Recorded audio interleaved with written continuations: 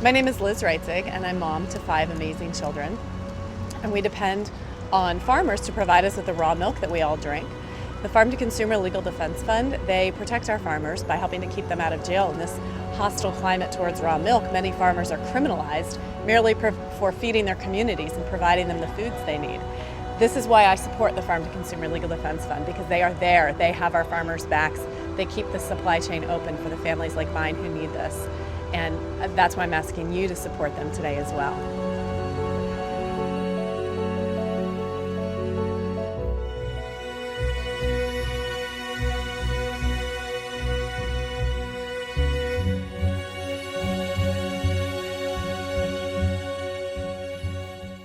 Are you sick of government lackeys who say you didn't build that? Are you tired of elitists who think you need a government permission slip for everything? Everything you do is an A to B conversation, and the government should see their way out of it. Create true free markets by adopting the BIPCOT No Government License. The BIPCOT No Gov license allows use or modification of any product, service, or software except by governments or government agents. Go to bipcot.org. That's Bravo, India, Papa, Charlie, Oscar, Tango.org.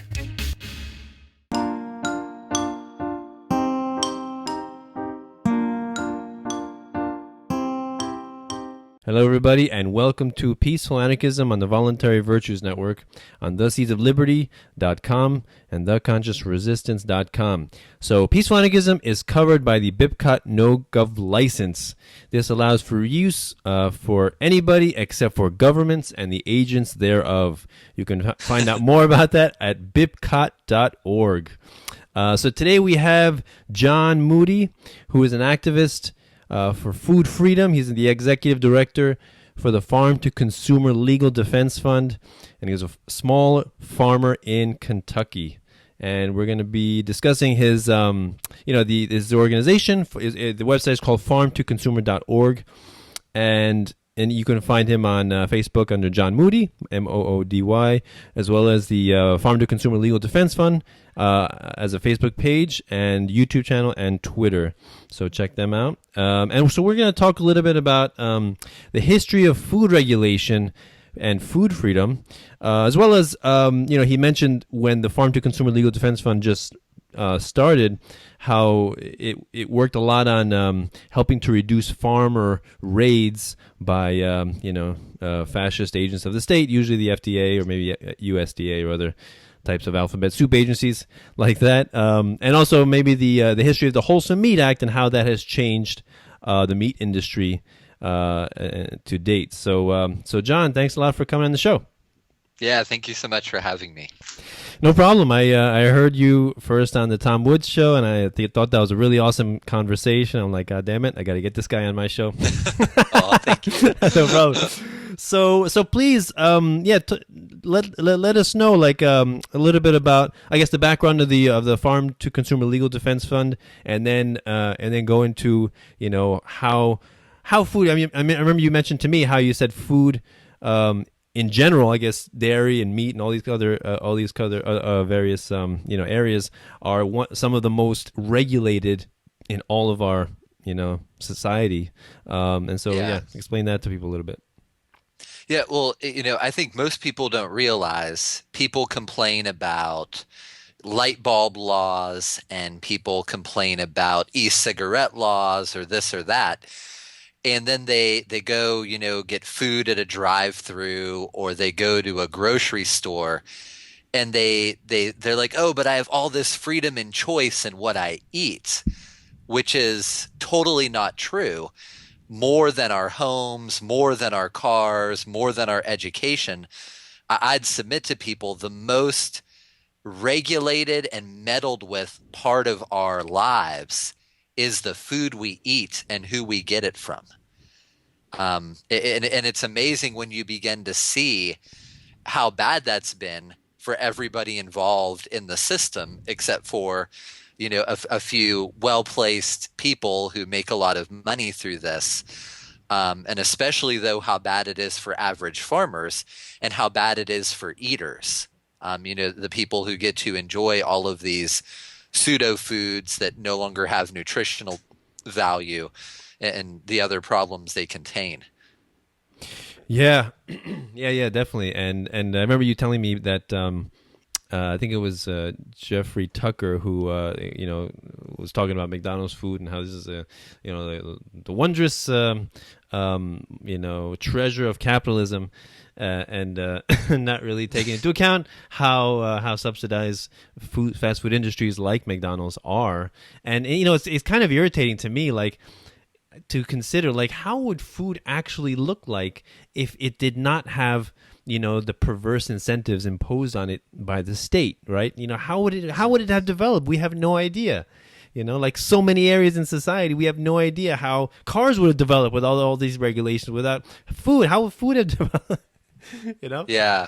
Well, I think the sad part is we have little glimpses of what food would have been like, and it would have been amazing.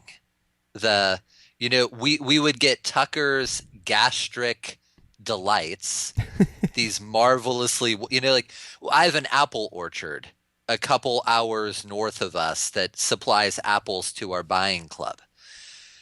They have 30 varieties of apples. Wow. Well, growing up, I thought there was one. Like, the red delicious. I don't know why it's called delicious. It's more like the red douchebag.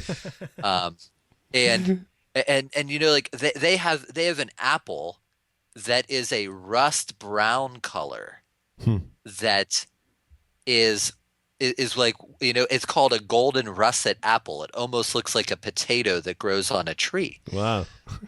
And it's like, how do we get, like, have you ever seen rainbow carrots?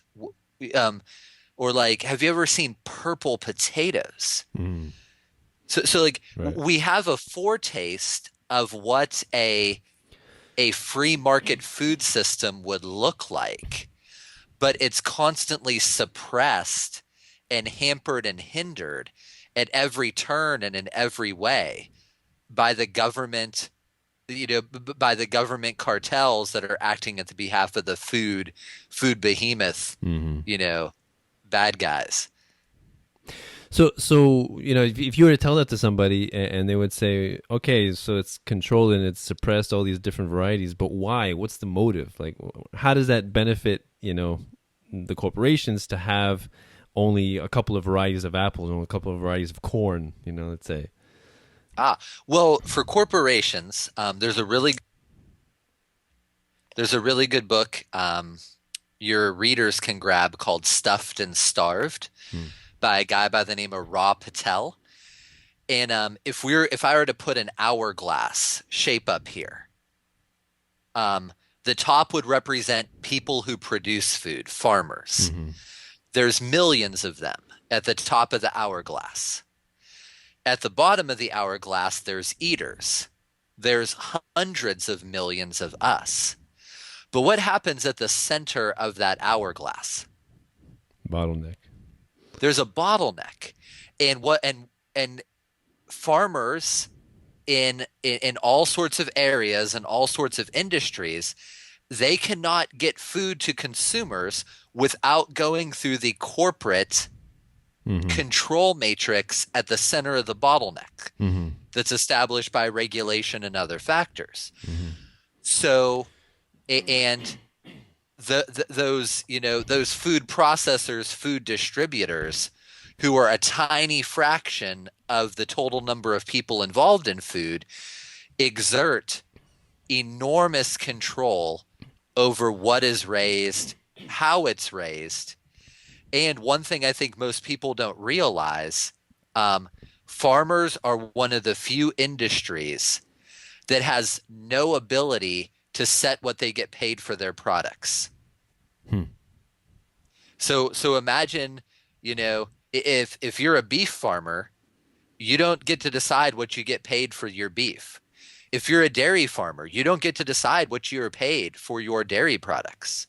If you're an apple orchard farmer, you don't get to decide what you get paid per bushel of apples. You are left with no choice but to take whatever is offered you, no matter how grossly unfair. To expose myself to this experience, We have a 35-acre farm and we've raised out some beef cattle over the past few years. I decided to take just a couple of them to the local auction. So the beef auction. So the majority of beef eaten in America, that it starts out on farms like mine, but the cows at some age will go to the auction house and they'll be auctioned to larger beef companies who will then transport the beef, like they go into the commodity beef chain. And I wanted to experience what it was like for my neighbors who I've been getting to know for many years, and I see their economic turmoil and I hear their complaints, but I really wanted to understand. And you go to this auction house and there's one person buying beef and bidding on them. There's no market. There's no competition. Wow. Yeah. And there used to be two, but the one guy quit showing up because he said, we're both on the same page anyway. It's just for show that I'm here. So you take this one, I'll take the one down the road. And that's what farmers face. That's why pasteurized, cruelty-based CAFO milk can go on sale for $1.99 a gallon at Kroger or Walmart or somewhere. Because that farmer, you are literally breaking his family when you buy that milk. The average dairy farmer loses money with every gallon they milk. This year, grain commodity prices are so low that farmers will be planting grain that they know they're going to lose money on. Therefore, get this is great. There's a great article recently on this in the mainstream news.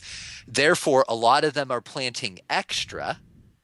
So imagine being in an industry where you know you're going to lose money doing something, so you decide to do more of that to increase your loss because the government is going to step in and bail them out. Wow. Because of the farm bill. So this is, I assume you're talking about the big factory farms. These are grain and commodity farmers. Okay. But these artificially low grain prices, which happen because the government has, totally corrupted and perversified grain growing in our nation. Who benefits from artificially cheap grain? Well, I don't. Yeah. But people who are confinement raising animals benefit, gads. Why is a chicken? Why can you buy a whole chicken on sale at a grocery store for 99 cents a pound when I cannot raise a whole chicken for you on my farm for probably less than $3 to $4 a pound? Right. Yeah. What's driving that disparity? Yeah. It's because my competition is so heavily subsidized and protected and propped up.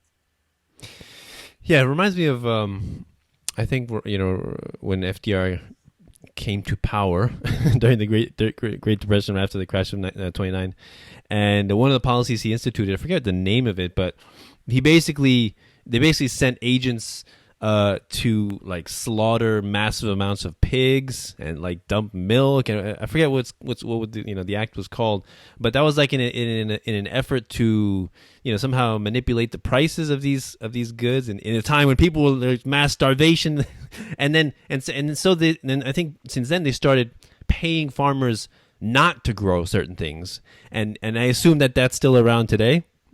Well, it is. Yeah. In a number of states, farmers are not allowed to choose how much they grow. So take raisins. The Supreme Court finally sided with raisin growers. And basically, in California and other states, this raisin board told you how much you could grow raisin-wise. And if you grew over it, they could seize your raisins and throw them away. Really? And this is true. Like there's these quotas and regulatory systems in place, many of them that date back to World War II and other absolutely egregious things that took place during that period of time in terms of freedom, free association, private property, that are still not only on the books but being used to basically tell farmers, you can grow this and not that, you can grow this much, not that much. And if you go over, we'll just take it and throw it away so it doesn't enter the market. Oh. It just hurts my heart when I hear things like that. Like, man, this is the government that everybody supports and loves and thinks protects them and provides security and roads and it's destroying roads with large potholes that give me flat tires. Right. And it does. Yeah. It's like, in so many facets of life, we can demonstrate that the state is an agency of inefficiency and wastefulness, complete rampant wastefulness, not only destroying productivity and destroying creativity and potential, but just completely wasteful. And just like you said, destroy. and we were talking earlier about the raids with the raw dairy farmers and how I've seen videos. Oh my god, it's so painful. These people, they go over there and they say, "Where's your milk? Where's your cheese?" And they just force them gallons and gallons of milk. They just force them to just dump it. Oh, and then the people who work on the farms, they're trying to talk to these people like, how can you sleep at night? How can you live with yourself doing this kind of job? Well, there's two stories your listeners would probably appreciate. One is the story of Vernon Hershberger.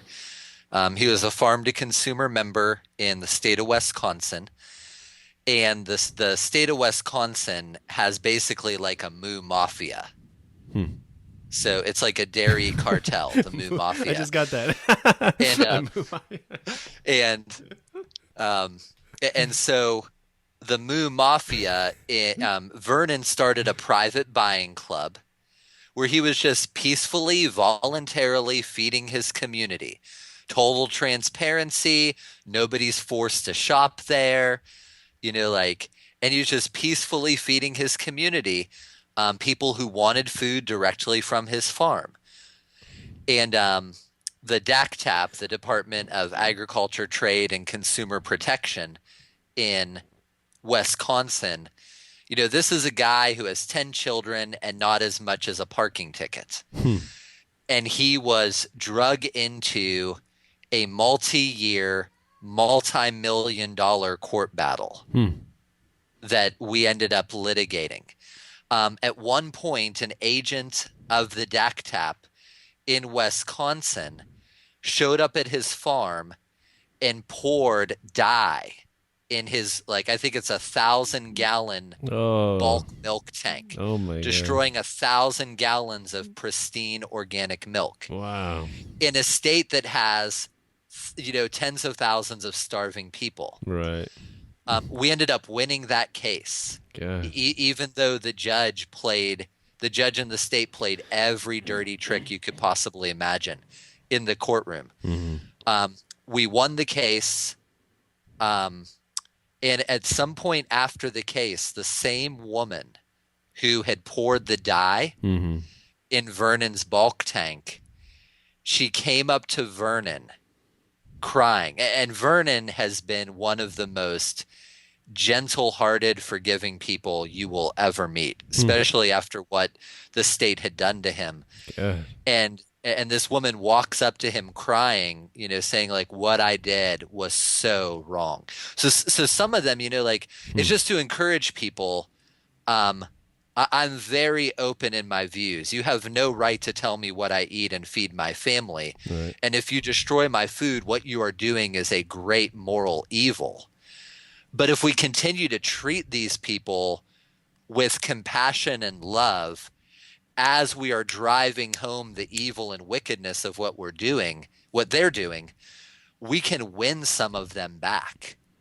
and really begin to break down some of the opposition there in a way that you'll never do if you respond to their dirty tactics in kind. Right. So there's the Vernon Hershberger case, which illustrates large amounts of food being just needlessly, wantonly destroyed for no reason. But then another one that comes to mind is Laura Bledsoe. If you Google farm to fork fiasco, it'll bring up the story on our website. But Laura and her family are organic farmers in Nevada, and they were doing a farm to fork dinner on their farm. So just a beautiful, all stuff from their farm dinner. I think it was in the fall, so just beautiful weather, 5-star chef came. And a local health department official showed up and forced them to pour bleach on all of the food. The health official would not even let them feed the food to their pigs and other animals. And it's appalling. It's one of the reasons I am so for eliminating immunity and impunity for government officials. Because the problem is right now a government official does wrong, and there's generally little to no consequence, and if there is, it's borne by the taxpayer. Sure, yeah. So and I'm just like, that's not that's just not acceptable that these people can be in positions to do such harm to other people and have no repercussions or ramifications for themselves. Yeah, you're so right when you say that even if you do enter into a legal battle with them and you win and you get paid, that money is taxpayer money. So it's like it's not even their money. So it's there's really no way to win. And the way you say, eliminating this immunity, this sovereign immunity, to me is what separates a private business from the state. Right? Because every private business has to claim responsibility and accountability for their product, right? You can't just say, I'm just doing my job. you can't blame me for my milk, Of course you can. So this is essentially what separates the two, and separates a private security officer or a bodyguard or a bouncer from a law enforcement officer, right?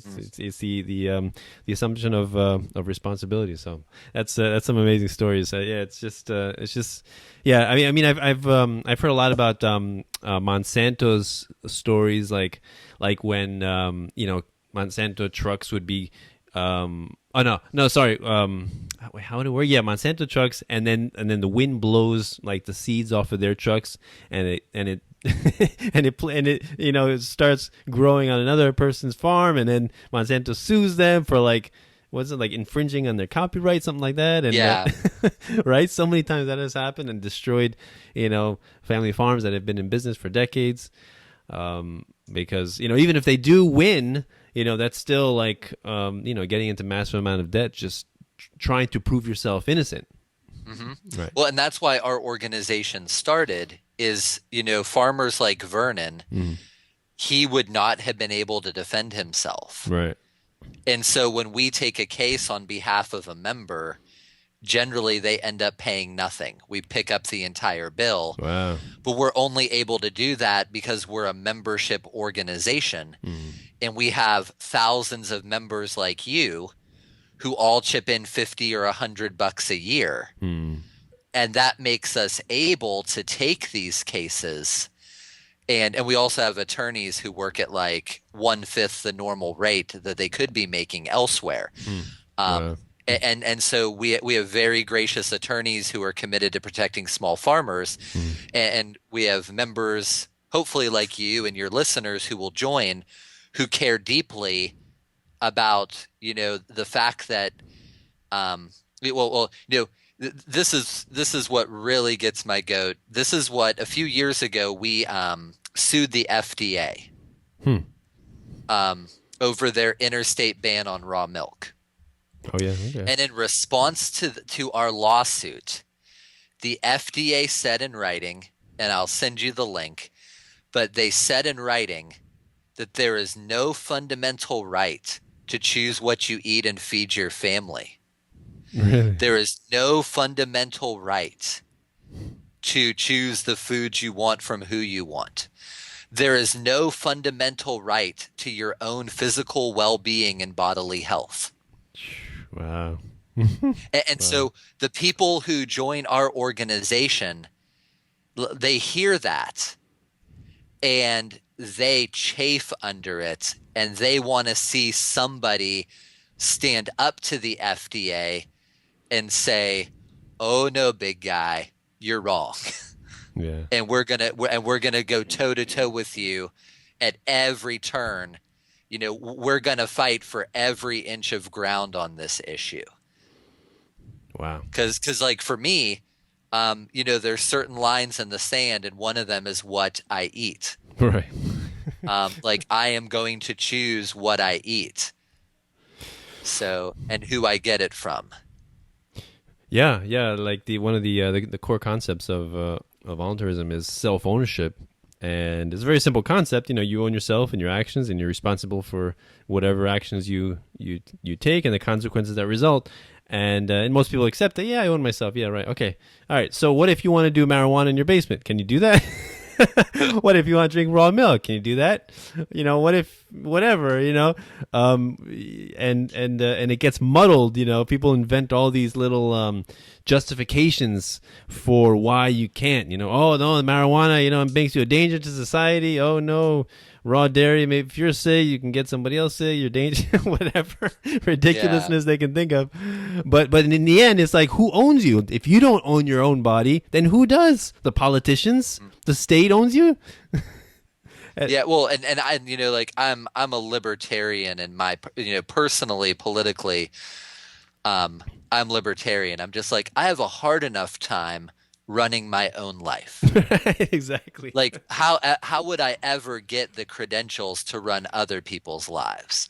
You know, J.R.R. Tolkien, who wrote Lord of the Rings, he was basically an anarchist. Right. The older he got, he has a great quote where he basically says, you know, like, you know, telling people how to live their lives is a job not one man in a million is fit for. Oh yeah. You know, it's just so, but even more so, when people try and use these risk arguments, like raw milk is risky. Right.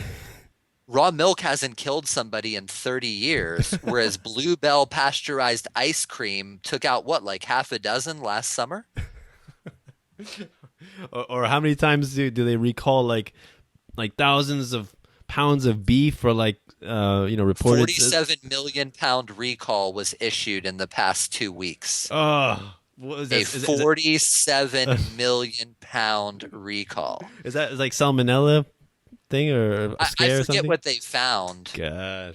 You know, but this is the other part too. Like, you know, when it comes to food safety, Yeah.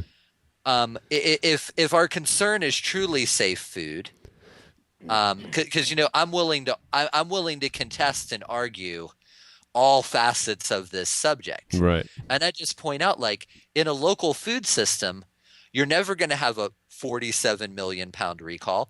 You're never going to have a 4,700,000 pound recall. You're never going to have a 470,000 pound recall. You're never going to have a 47,000 pound recall. Yeah. You're never going to have a recall affecting 15 states over 6 months and 3,000 products. Because it's a system by nature that you know, it's inherently built on traceability, accountability, and transparency. Mm-hmm. You know, when you get it's like with the beef from my farm. You know, I have a freezer full of beef under the side of our house here, and it's labeled not for sale. I know exactly where that cow came from before it came to my farm. I know exactly how that cow was raised on my farm. I know exactly what butcher that cow was butchered at when it left my farm. I went back to the butcher and picked it up myself. And that cow is not safe for me to sell a single package of meat to you from. But you can go to McDonald's and you can get a meat-like product on a bun that is the molecules of 1.3 million cows and other substances ground together. Oh, and God. that's safe. Yeah. Yeah. That's the thing. It's like, yeah, you're like you said, thousands of cows ground all together, and like, what if, some feces gets in there and it's ground all? How do you even keep track of that? Yeah, Right. well, and they can't, and so they basically, what kills me with consumers is consumers go to the grocery store and consumers basically trust shiny labels and government stamps Mm-hmm. as if somehow pathogens care about either. Right. Well, and what Consumer Reports a number of years ago did a phenomenal study where they pulled chicken from grocery stores across the nation and tested it for pathogen contamination. So this is your FDA approved, USDA stamped and sealed, triple chlorine bathed, CAFO crap chicken. Chinese chicken. Well, not Chinese yet. Oh, that's soon, not Chinese yet. very Okay. soon. Sorry. And so, so this is, this is the mecca, the pinnacle of government food. And what Consumer Reports found was that 3/4 of the chicken samples tested positive for pathogenic bacteria. Pathogenic meaning bacteria that cause illness. Yeah. And half of those strains were antibiotic resistant. Man. And most of the chickens contained at a minimum 3 different strains. Yeah. And that chicken's been washed and sanitized and professionally packaged and multiple time government inspected, and it's in a government, it's lived in a government inspected facility its whole life. And for you and I, we'd say, if I, of course it's going to be sick. It's lived in a government inspected facility its whole life.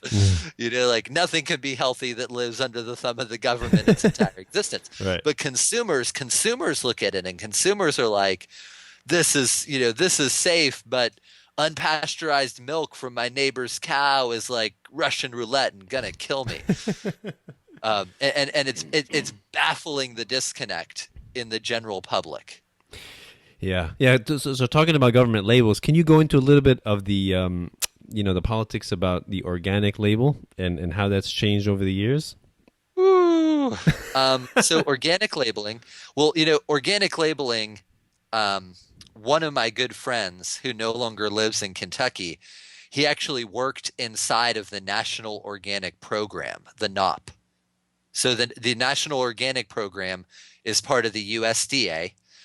And it was founded, I guess probably in the late 1990s to regulate the burgeoning organic industry. Which I personally would say has been an utter disaster for the organic movement, because it basically led to it being industrialized and taken over by corporate interests who have no interest and no care about integrity farming. Mm-hmm. So originally when the National Organic Program was started, they built exceptions into the law because of the lack of organic inputs for some products and some types of farms. So these were provisions that were meant to be tightened over time as the industry grew, and a farmer could no longer say, I can't get X organically. I can't buy Y organically.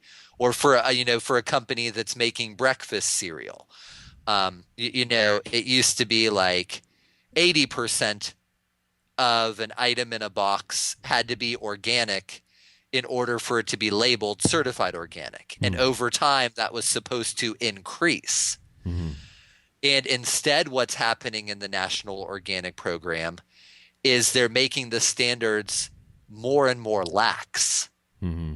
and less stringent, because most of what is now being grown organically in America is basically being grown by industrial organic mega farms that in practice and in other things often are not much different than the corporate owners, conventional businesses.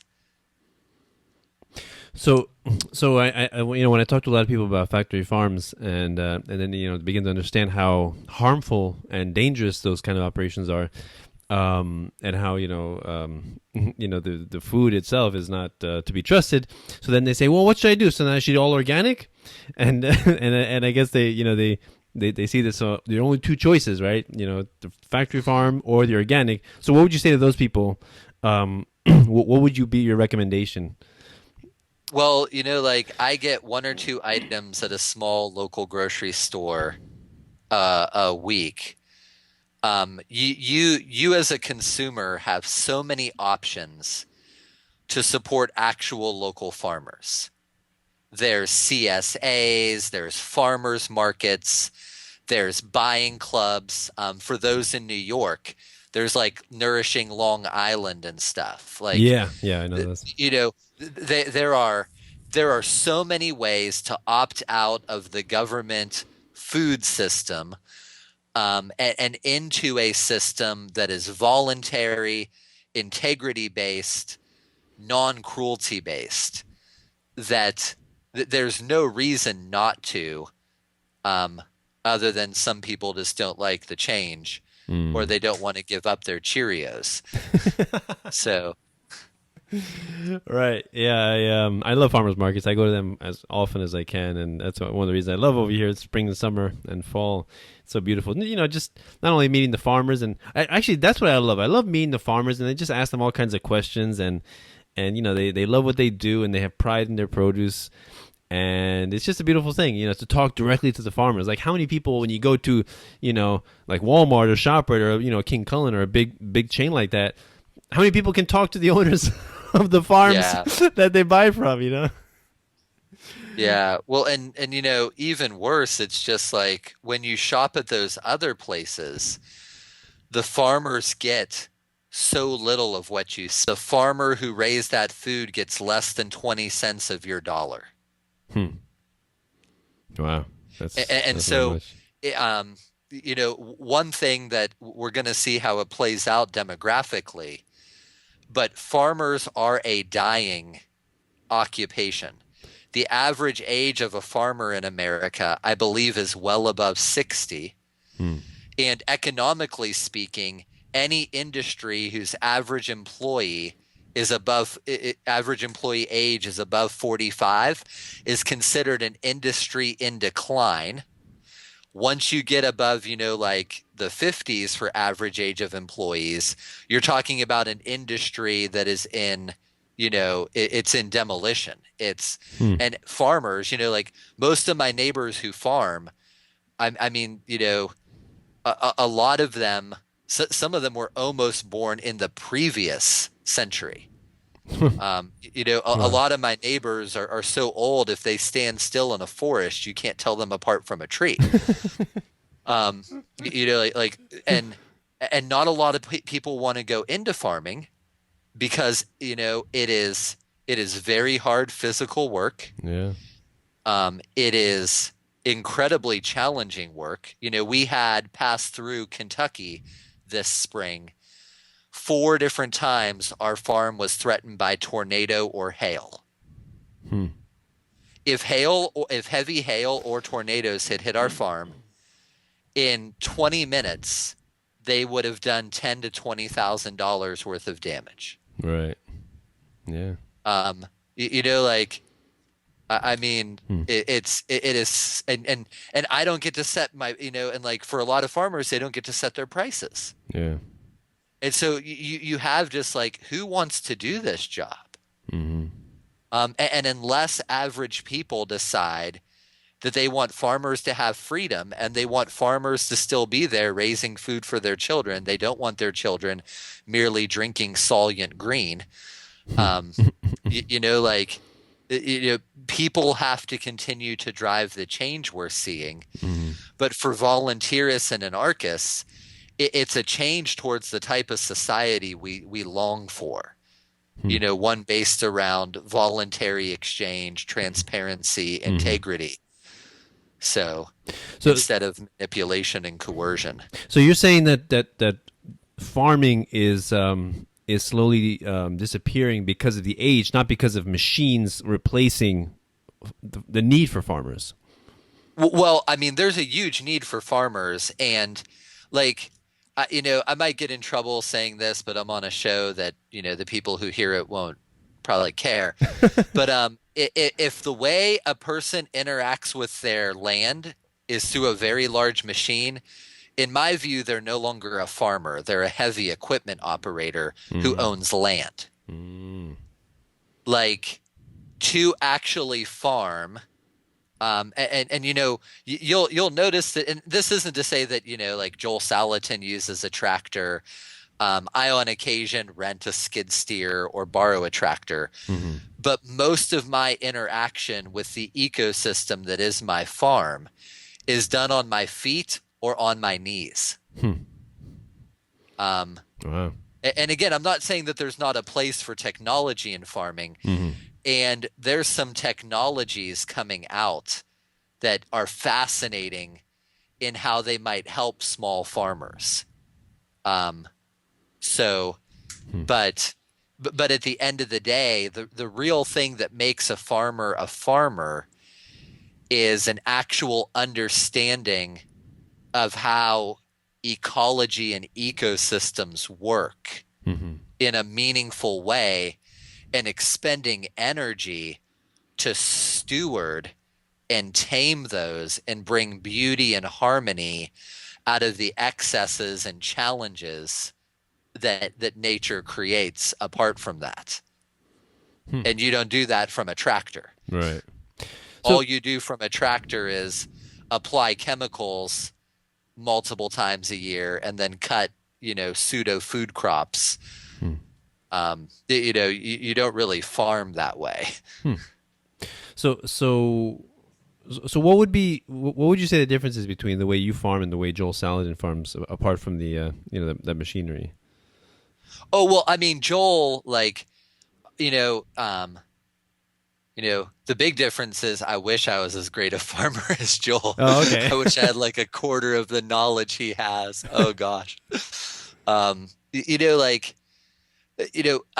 want your listeners to understand though, like, small farms can vary greatly in terms of methodology, design, mix of products and animals on their farm, and still all be ecologically faithful. Or, they can just be growing. Like when we started our farm, I could not get non-genetically modified animal feed in the state of Kentucky. I had to go like 8 hours or something to get animal feed, which was not fiscally viable. I would have had to have charged like $20 a dozen for my eggs. And so like you also need to, you need to watch out for farmers who are merely being lazy. But at the same time, I meet city people who are so ignorant of what farming is actually like. I want a chicken that eats only bugs. And I'm like, well, I can't guarantee you that your chicken will eat only bugs. So you will need to find another farmer. Or I want a cow that has never eaten a single seed or grain. I was like, but my pasture is full of seeds and grains and other things. And my cows eat those as they eat the grass. Right. Sometimes consumers come to farmers with ill-informed standards that farmers cannot meet. And so, our farm is, especially, Joel has 400 acres and he has a multi-generation head start. And his farm is one of the most glorious things you'll ever see. If you and your listeners are free in August, the weekend of August 19th and 20th, he sets aside that Saturday as a fundraiser for our organization and does a tour. Oh, wow. And it's a food freedom weekend. Wow. Down in Staunton, Virginia. You can buy tickets on our website. Polyface donates all this stuff to make it a fundraiser for us. Yeah. But come on down, see me in person. A ton of the people who are there are, freedom-oriented, libertarian, crazy people, including Joel. And we'll have a great time talking about these things in person. Uh-huh. But our farm, we're only 35 acres. We've only been here 6 years. Okay. And so, our farm, especially because our kids are so young and we're still building infrastructure, is a work in progress. And Joel leans heavily towards animal agriculture, where I'm leaning in the direction of permaculture and especially food forests and similar approaches, silvopasture, food forest types approaches to building out our farm. Wow. Have you heard of the book called Cure Tooth Decay? By Rami Nagel. Rami Nagel, yeah. Awesome, because that book is what really got me into raw dairy and educated me about that, and was it fermented fish oil and bone broth soup and bone marrow and organ meats and that kind of stuff, and actually I started writing for Rami Nagel for a little bit, and that was fun for his website. But yeah, it was really cool. So that's how I got into raw dairy, and I started getting it and the kefir and all that, and eating that. And so yeah, it's really, really interesting and fascinating how, it's kind of like the book of that Joel Salatin wrote, which is Everything I Want to Do is Illegal. Oh, that is nice. See that? Which I did not read, but it's an awesome title, and I probably should read it. I almost can't read it because it hits. It's like people always ask me if I've seen the latest food documentary. Uh-huh. And I say no, and they're like, "Why?" I was like, "I know too much." like there is going deeper down the rabbit hole only leads me to bad places. Like I got to work on solutions. Right. Exactly. So. Yeah. Then talking about food. Yeah. So some of the things that got me into. So before getting into volunteerism, I was into nutrition and juicing and alternative cancer therapies, and learning about all that stuff in high school, outside of school, of course.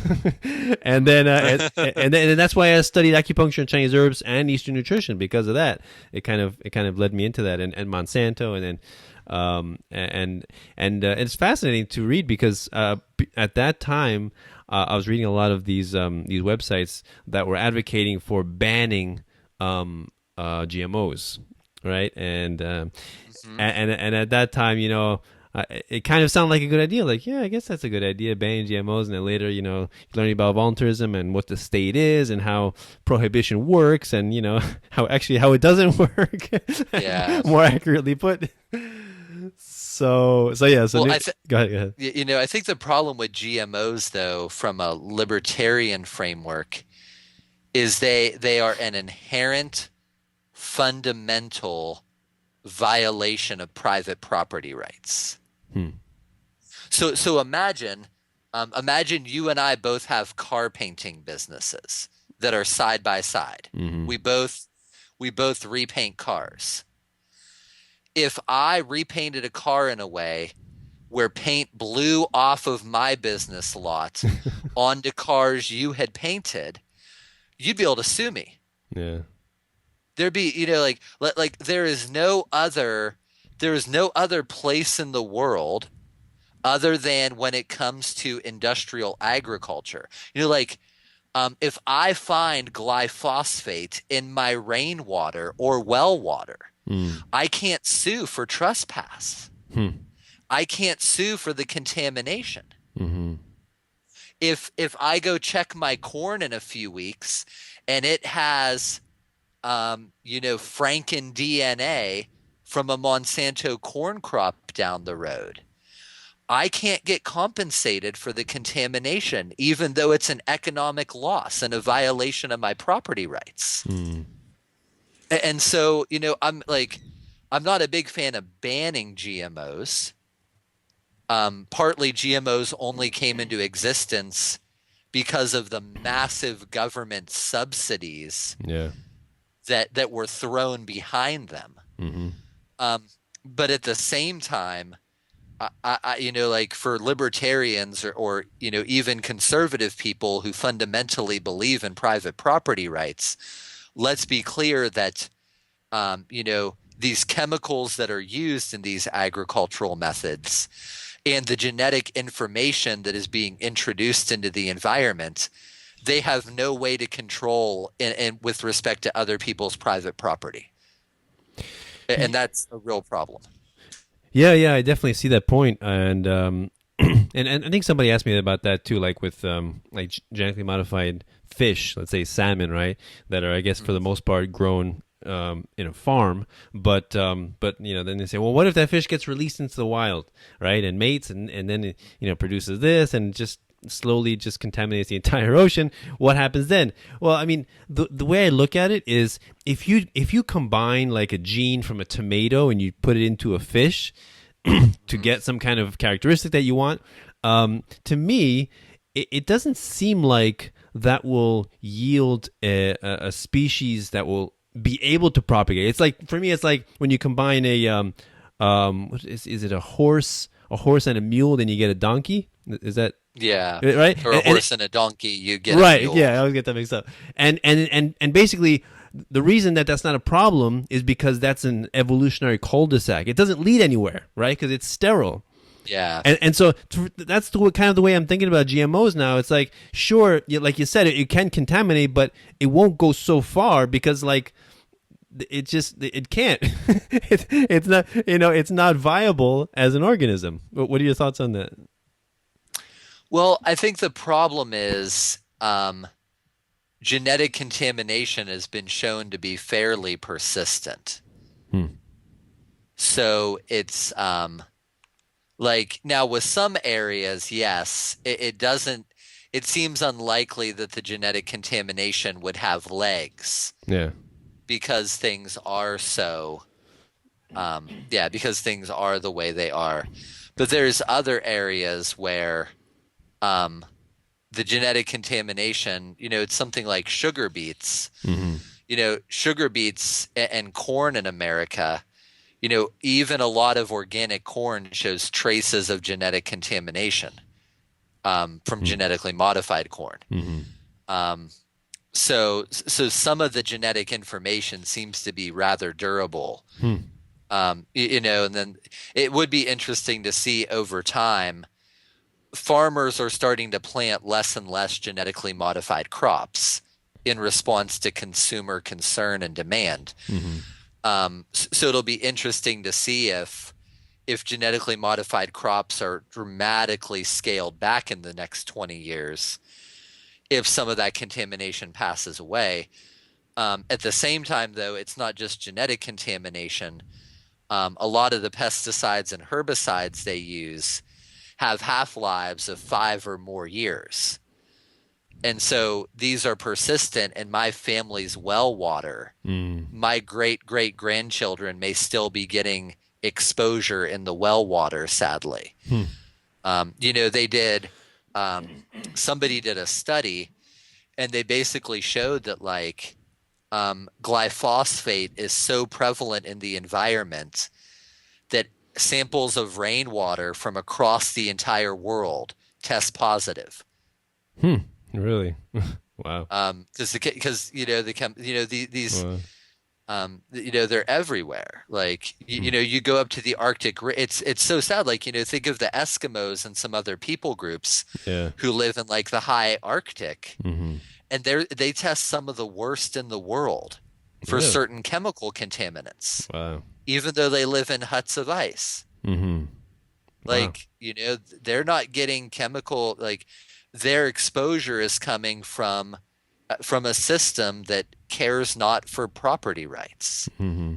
It cares not where the final chemical compounds end up, as long as it cheaply, quickly does the job along the way for them, and they Yeah. can avoid any downstream responsibility. Yeah, yeah. Recently, Stefan Molyneux did a video, an interview with a guy who wrote a book, saying basically how GMOs help humanity and help to feed, poor countries and starving countries, and help, it's a new wave of food and the new next food technology, and it's interesting because the way I look at it, if GMOs are really the next level of food and it's more efficient and would feed more people and it's more nutritious, why does it need to be propped up by the state? Right? Because the only things that need to be propped up by the state are economically inefficient things that cannot survive on their own because they're not profitable, because they don't help people. The only things, if a company like Monsanto needs to bury its what do you call that? The immunity in the farm, what was it, some farmer bill where they can't be sued. Right, for GMOs. Yes. Like if it doesn't hurt people, then why are you seeking immunity from the state from being from harming your consumers? Yeah, well, and to take up that issue of this came up years ago. I debated basically a low-level GMO rep in a debate about the importance and history and dangers of GMOs. And one thing I brought up in the debate that my opponent conceded was historically correct. If you look at agricultural yields since the 1940s, and you look at nations that adopted genetically modified technology versus nations like Russia that did not, nations that adopted genetically modified technology experienced no additional yield gains on a per acre basis compared to other nations that did not. What drove the increases in agricultural gains was not GMO technology. It was a host of other technological improvements, heavy machinery improvements, mechanization, chemical fertilizers, it was a host of other factors that regardless of whether or not you did GMO, you got the same kind of gains productivity wise.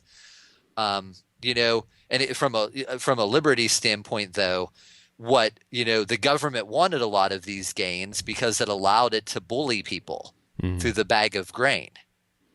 And these gains came at a high cost. Again, if you read Ra Patel's Stuffed and Starved, he chronicles the Green Revolution in India and basically how now in India you have children dying on the side of on the side of a wall, and on the other side of that wall is a warehouse, a 5 football fields long, full of rotting grain.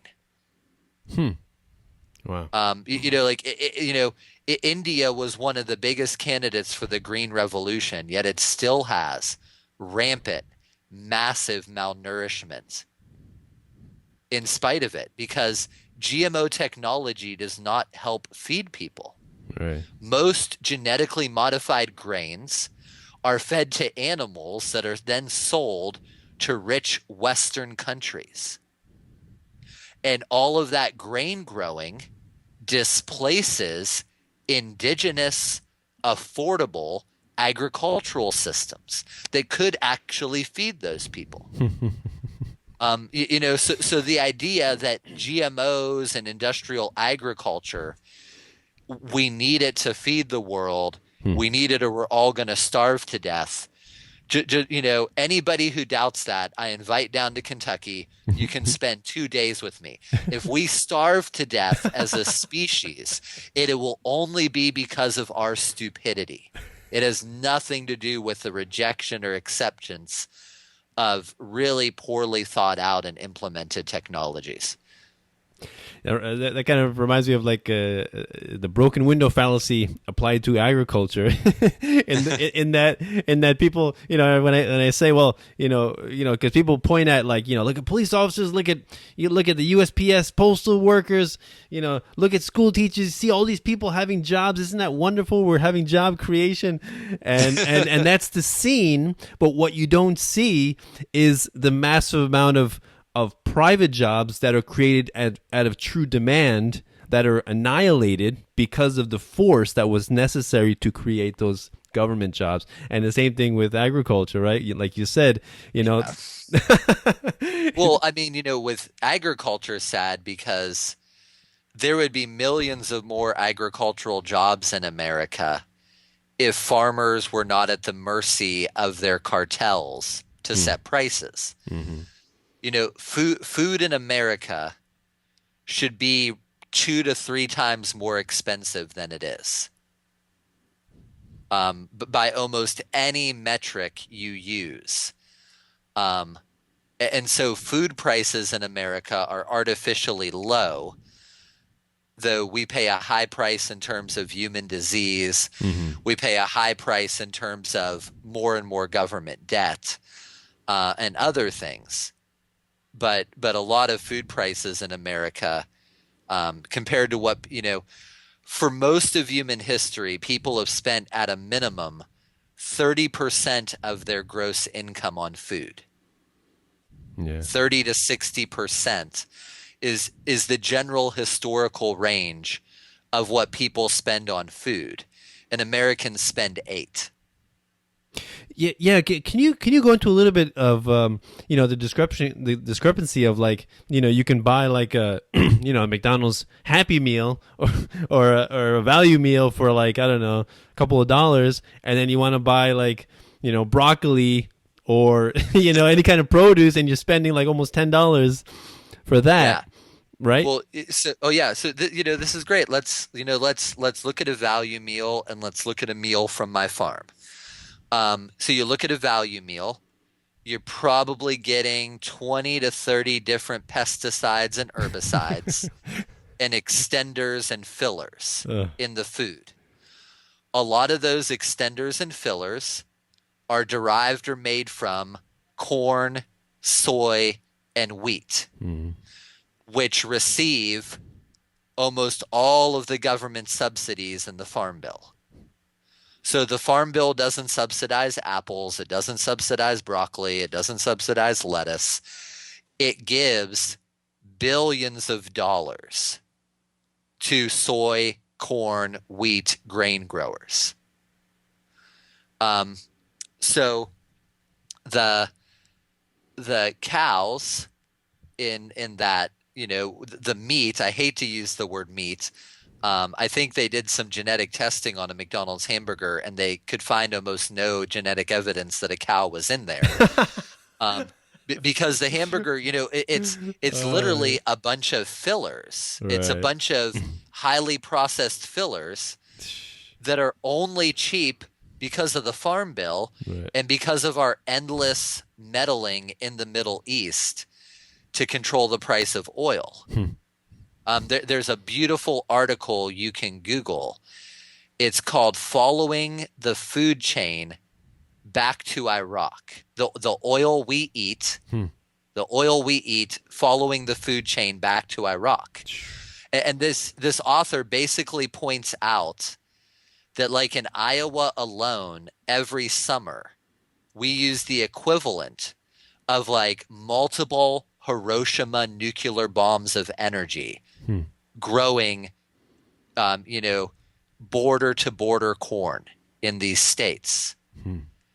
And that's only possible because of government subsidies and foreign policy. If oil was not artificially cheap, you wouldn't be able to do this, because you wouldn't be able to turn the oil into all these things that there's farmer, like just all this craziness. So then we look,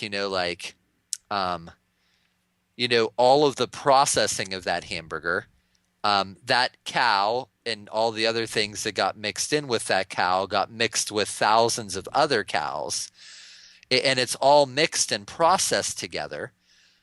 So McDonald's probably has their processing costs for beef down below 25 cents a pound. Wow. Whereas for me to get a beef processed, my cost is over $2 to $3 a pound. Man.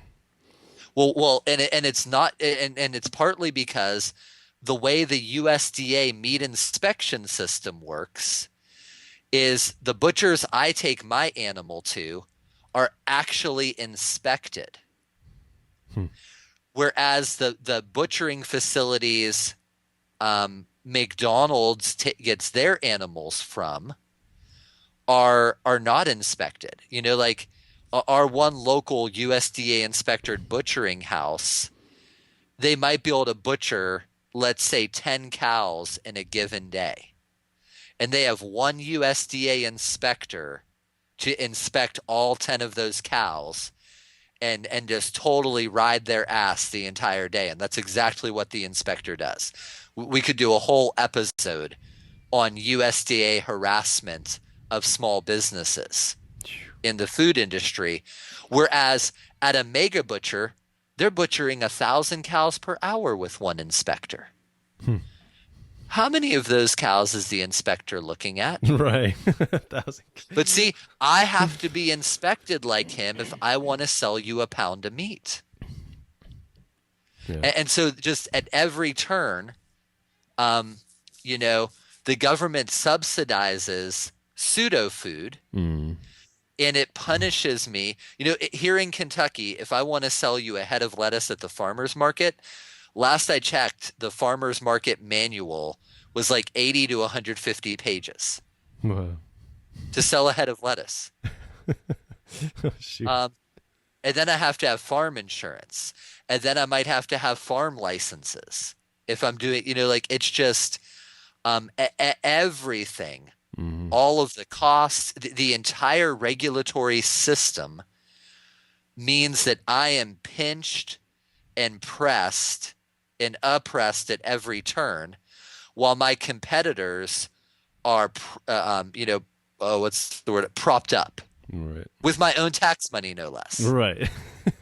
You know, so we all pay taxes, and it goes to these people who are then, you know, and that's the worst of it is to know like a portion of the money I pay in taxes goes to the people who are growing these grains that then goes to make cows 1/5 the price that I could ever raise them in the way they've been raised since the first cow ever hit the ground. Wow. Yeah, we should definitely. I definitely want to have you back on. I think you know, we could talk about you know, your 4 kids, and fifth one's on the way, and your experiences with that and home birth, and because I think we have a lot of great stories to tell about that. But maybe we'll save that for next time. Give some people some anticipation for that. But really appreciate you coming on, John. I don't want you to keep you too long.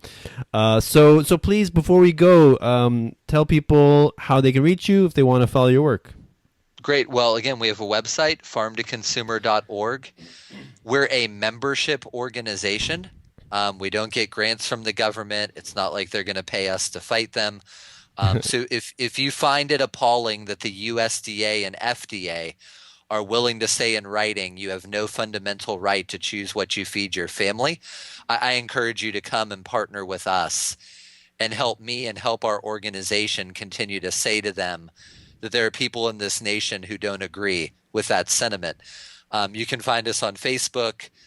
You can find us on Twitter. You can find me on Facebook at John Moody.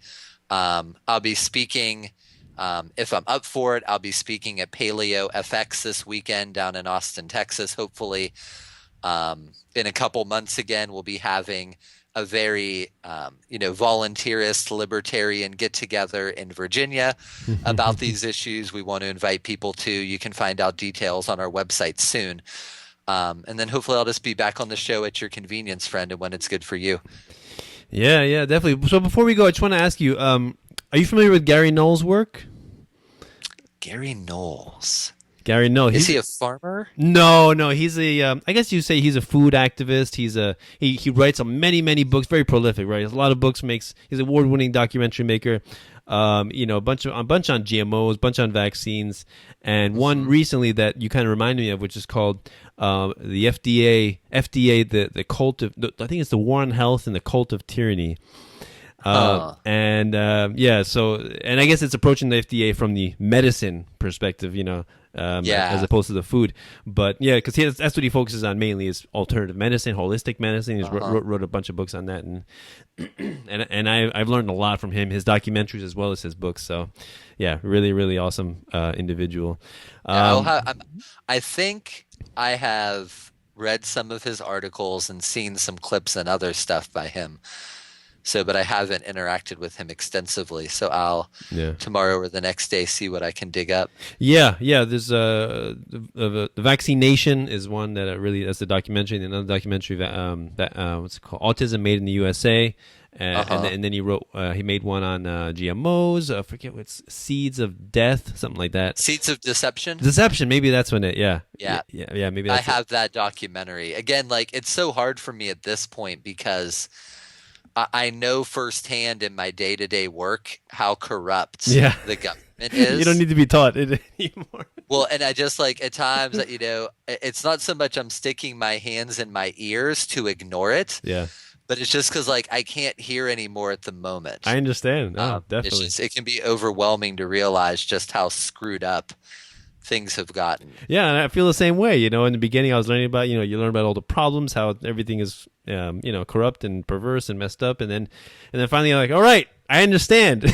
Now let's make the world a better place, raise our kids well, help to give people good quality food, and I'm making this podcast, helping to show people how people are improving the world through their various means, either through writing, blogging, being author, rapping, and you doing it through this consumer this website. So really appreciate you coming on the show. Really had a wonderful conversation. So if anyone wants to help me out, you can do so through Bitcoin, Patreon, patreon.com/Seeds of Liberty.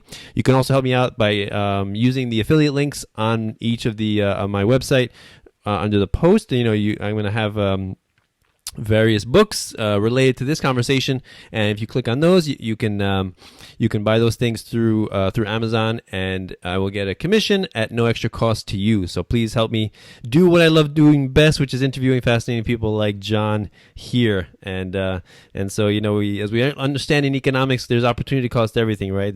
Nothing is free. If we're doing this, we're not doing something else, right? So that's and we respond to incentives, right? Monetary incentives are always appreciated. But I make these and I put them out there for free because I want the world to be a more knowledgeable place, right? So John, thanks a lot. I really appreciate it. So this is Peaceful Anarchism on the Voluntary Virtues Network and theseedsofliberty.com and theconsciousresistance.com. Wishing everyone have a wonderful day. Take care. Bye. Great. Good night, friend. Cell 411 is a free app for Android and iOS that replaces government-controlled 911. Cell 411 allows you to preset a group of friends or private organizations to show up in any emergency. Cell 411 is a nightmare for the state because it proves their so-called services aren't needed. Cell 411 has had thousands of installs, and of course it's covered by the BIPCOT no government license. Cell 411 because your friends won't shoot you when you're in trouble. Without the government, who would build the emergency services? You and Cell 411. Get it today at getcell411.com. That's getcell411.com.